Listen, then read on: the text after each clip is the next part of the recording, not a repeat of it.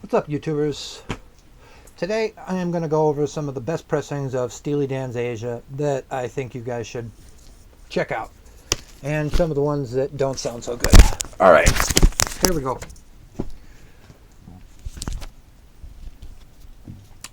This one has cut in the 80s, and some of them have promo stamps on them. This one was cut by Kevin Gray, who's a famous mastering engineer. A lot of people like him. This one is, classic Kevin Gray cut. It's smoothed out a lot at the top end. A lot of audiophiles, prefer that. The bass is right where it needs to be, tonally correct, but it's not one of my favorite pressings. But for Kevin Gray fans, you might want to pick this one up. They can still be had for cheaper today.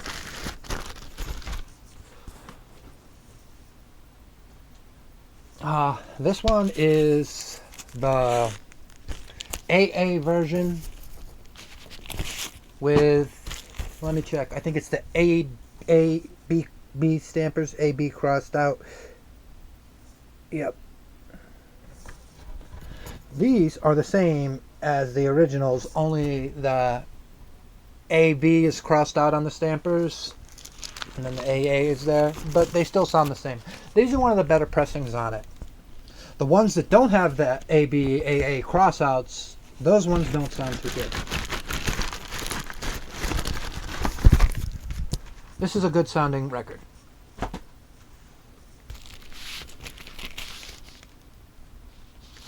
This is a regular AA, without the AB crossed out.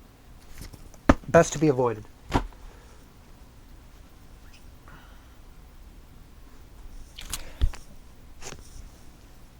This is okay. This is the one that the Cisco put out in the early 2000s or mid 2000s or whatever. Some people swear by this one. There were some things about them saying that they had the only compressed or uncompressed version of the master tape that they had. To me, this just sounds wrong. Something is wrong with the sound of Asia. It doesn't pop out the speakers like it should have.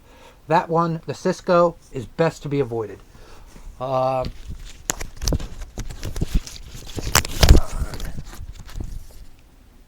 This is the AB first pressing.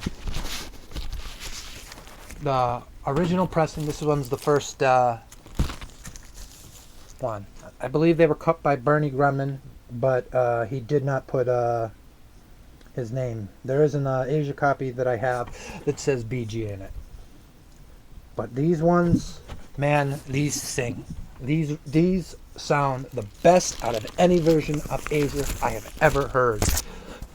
The AB ones with the right stampers will blow away any version of Asia that you have ever heard. Stick with the OGs when it comes to Asia. This one is the Canadian Asia that came out, I think, in the late 70s. I think they have it on red vinyl and yellow vinyl. This red vinyl version, it's not one of the better sounding copies of it. But if you're a collector, as I am a collector, you can pick it up for S&Gs. But is it one of the better sounding ones? It is not. Now, guys, you're going to have to bear with me now because I am not really new to this whole YouTube and making video stuff. I just figured, hey, I'm a record nerd. I've seen some other people make videos, out there about certain pressings and stuff. And, what they were saying about, MFSL and the analog productions being king. I felt differently, and I've also heard differently for years.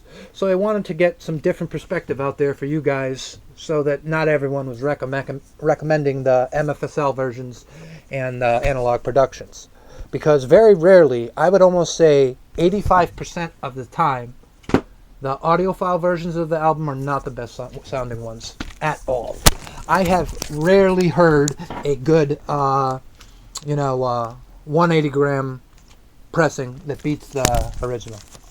Now back to basics. This was the Mobile Fidelity version cut by Stan Recker in the late 70s that came out. Now I have two copies of this mobile fidelity version. And both of them sound pretty much the same. They sound weird. Like, I don't know how to describe, the bass is good on them. The bass is tight. Some people say that this is bright. On my copies, it isn't bright. It's different. And it isn't smoothed over either. It just doesn't pop out the speakers. It just doesn't sound, it just doesn't rock like the good originals do. But if you like a different view of Asia, that's what the MFL version to me is, the one that was cut in the 70s. It's similar to the one Kevin Gray cut in the 80s, but the highs are a little more pronounced. But to recap of what I said about the best pressings of Asia, stick with the OGs. The UKs that I've listened to and the Japanese pressing that I have do not beat the best sounding originals. Original just happens to be the best way to go when it comes to Asia. Avoid the Cisco and avoid, I don't think there was a simple vinyl version. There's a bunch of varied color vinyl versions too. But the best sounding ones are the original. They are. That's just how it is. Alright, thank you, YouTubers. See you guys again. Bye.